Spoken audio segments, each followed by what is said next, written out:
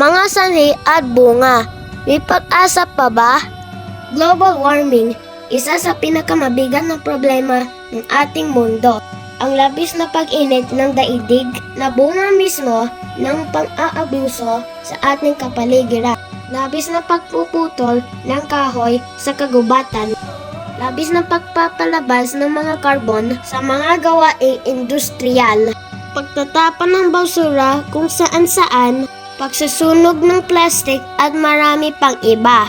Masama ang epekto ng lahat ng ito sa mga tao, pero may magagawa pa tayo upang hindi tuluyang masira ang kapaligiran ng ating mundo.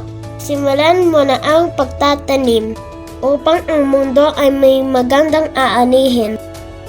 Panatilihing malinis ang ating kapaligiran. Simulan natin ito sa ating tahanan. Itapon natin ang basura sa tamang basurahan. At huwag natin ikalat kung saan-saan. Disiplina ang ating kailangan. Responsibilidad natin ang ating kapaligiran. Magtulong-tulong tayo sa mga simpleng paraan.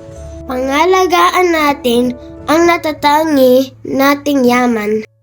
May pag-asa pa.